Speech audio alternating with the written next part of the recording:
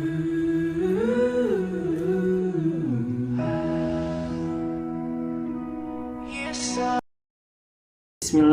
Assalamualaikum warahmatullahi ta'ala wabarakatuh. Teman-teman yang sama dirahmati oleh Allah Subhanahu wa ta'ala, pada kesempatan kali ini izinkan saya menyampaikan sebuah tausiah, menyampaikan sedikit kebaikan, guna untuk kita sama saling mengingatkan, guna untuk sama kita saling mengingatkan kepada kebaikan dan kebenaran. Wa tawasau bil haq wa tawasau bis sabr. Mungkin kita di sini pernah ataupun bahkan masih, ketika kita berdoa kepada Allah Subhanahu wa ta'ala, ketika kita mengangkatkan kedua tangan kita kepada Allah Subhanahu wa ta'ala, ketika kita meminta sesuatu kepada Allah Subhanahu wa ta'ala, tapi belum juga dikabulkan oleh Allah Subhanahu wa ta'ala. Lantas timbul pertanyaan-pertanyaan di otak kita, lalu timbul pertanyaan-pertanyaan di pikiran-pikiran kita. Apa yang salah dengan kita? Apa yang salah dengan doa-doa kita? Apa yang sebenarnya terjadi? Kenapa doa-doa kita belum dikabulkan oleh Allah Subhanahu wa ta'ala? Padahal mungkin kalau kita pikirkan lagi, kita sudah melakukan apa yang Allah pinta, apa yang Allah suruh. Kita sudah sholat, kita sudah ngaji dan sebagainya gitu. Tapi Kenapa doa-doa kita belum juga dikabulkan oleh Allah Subhanahu wa ta'ala? Nah, bahkan kadang kita mungkin pernah sampai nauzubillahnya mengatakan, apa Allah nggak sayang sama kita? Apa Allah pelit sama kita? Apa Allah nggak mampu mengabulkan doa-doa kita? Nauzubillah summa nauzubillah.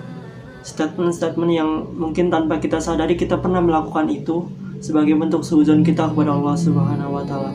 Ini yang sama-sama kita harus pahami, teman-teman, bahwasanya suudzon kepada Allah Subhanahu wa ta'ala sebuah perbuatan yang tentunya tidak baik. Dan mari sama-sama dalam video ini kita bahas apa yang sebenarnya terjadi, apa yang sebenarnya terjadi dengan doa-doa kita, apa yang sebenarnya harus kita lakukan sebagai kita, sebagai hambanya kepada Allah Subhanahu wa ta'ala. Nah, kalau kita boleh refleksi, kita boleh analogikan terlebih dahulu. Semisal ada seorang ibu dan anaknya yang berusia 5 tahun di suatu pagi hari, dan saat itu sedang hujan deras. Dan saat itu anak tersebut meminta kepada ibunya untuk dibelikan es krim. "Umi, aku mau es krim sekarang juga." Lantas seorang ibu itu akan menjawab, "Tidak boleh, nanti saja, siang-siangan, ataupun kalau hujannya sudah berhenti." Lantas apa respon anaknya? Anak yang tidak tahu apa-apa, anak yang masih awam dengan pengetahuan ini, dia akan menjawab ataupun merespon, "Umi jahat, Umi pelit, Umi gak sayang sama aku." Itu respon-respon suudzon yang keluar dari anak tersebut karena ketidaktahuannya tentang ini. Lalu kita sebagai orang yang dewasa, kita seorang yang paham, akan bertanggapan sebaliknya daripada anak tersebut. Kita akan mengatakan bahwasanya justru apa yang dilakukan oleh ibu tersebut karena ibu itu sayang kepada anaknya. Karena saat itu sedang hujan, saat itu sedang masih pagi hari, yang mana ketika diberikan secara langsung akan memberikan efek negatif kepada anaknya, entah itu pilek, entah itu batuk, dan lain halnya. Tapi ketika anak tersebut tidak tahu tentang ini, dia akan menganggapan sebaliknya gitu, bahwasanya ibu tidak sayang kepada aku, Umi pelit sama aku, Umi gak sayang sama aku, dan sebagainya gitu. Nah, kalau kita kembalikan lagi kepada kita sebagai hamba kepada Allah Subhanahu wa ta'ala, kalau seorang ibu saja tahu mana yang terbaik buat anaknya, kalau seorang ibu saja tahu mana yang ketika diberikan secara langsung akan memberikan efek baik atau bahkan memberikan efek buruk kepada anaknya, lalu bagaimana dengan Allah kepada kita sebagai hambanya? Allah jauh lebih tahu, teman-teman. Allah jauh lebih tahu mana yang terbaik buat kita, hambanya. Allah jauh lebih tahu mana yang ketika diberikan secara langsung akan memberikan efek baik ataupun bahkan memberikan efek buruk kepada kita, hambanya. Kalau seorang ibu melarang untuk diberikan es krim sebagai bentuk kasih sayang, kasih sayang Allah Subhanahu wa taala kepada kita sebagai hambanya jauh lebih besar dari apapun itu. Nah, mari sama-sama kita pahami akan hal itu, bahwasanya berarti kita dapat simpulkan ada sesuatu yang Allah tahu yang kita nggak tahu sebenarnya. Ada sesuatu yang membuat doa-doa kita memang belum dikabulkan oleh Allah Subhanahu wa taala saat itu juga, tapi akan dikabulkan. Karena sejatinya teman-teman yang harus kita pahami bahwasanya sifat doa itu pasti akan dikabulkan. Karena Allah yang mengatakan itu, Allah Maha Penepat janji.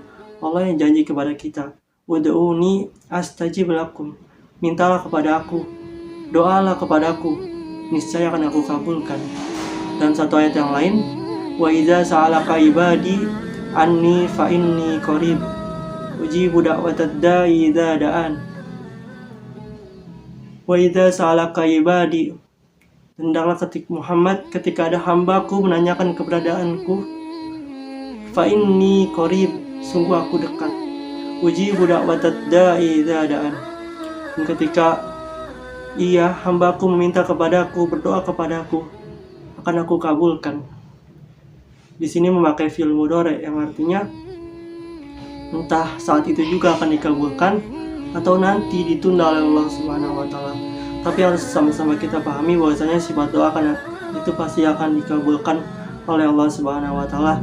Entah itu saat itu juga ataupun nanti, atau yang ketiga akan diganti oleh Allah Subhanahu wa taala kepada sesuatu yang lebih baik.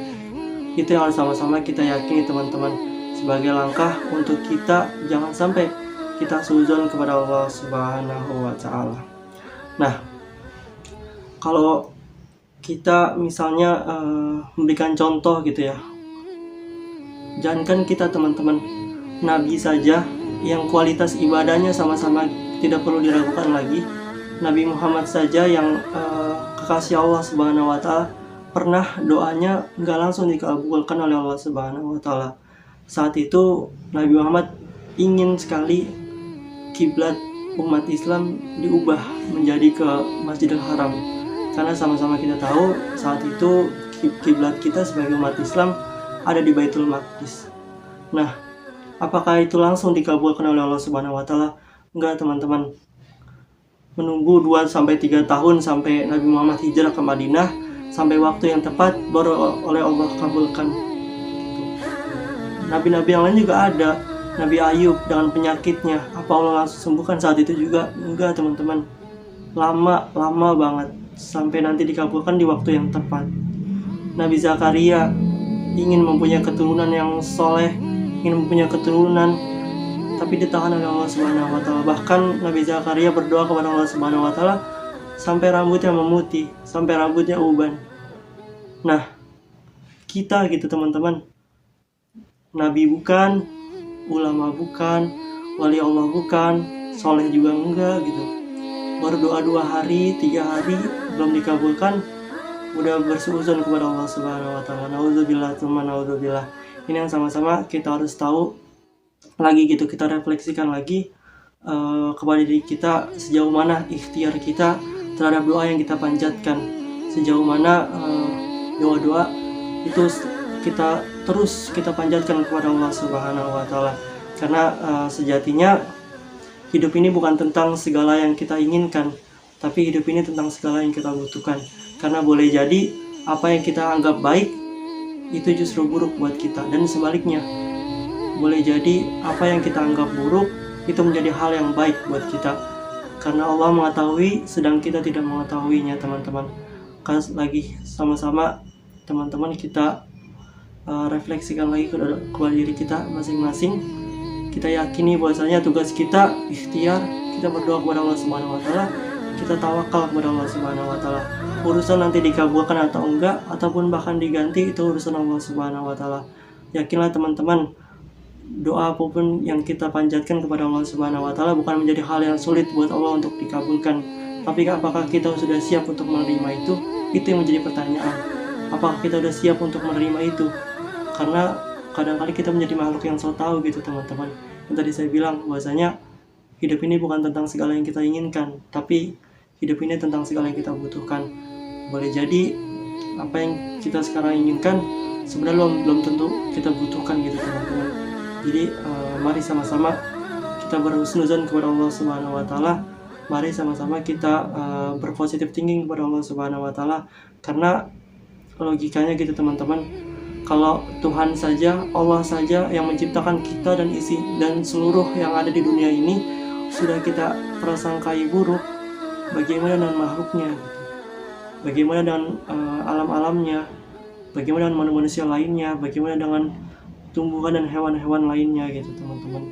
Jadi kita sama-sama mulai hari ini kita ubah kebiasaan buruk kita untuk kita prasangkai buruk kepada Allah Subhanahu wa taala. Kita sama-sama husnuzon kepada Allah Subhanahu wa taala bahwasanya doa-doa kita pasti akan dikabulkan oleh Allah Subhanahu wa taala, pasti akan dijawab oleh Allah Subhanahu wa taala. Mungkin gak sekarang, tapi nanti ketika kita sudah siap, ataupun bahkan diganti dengan yang lebih baik.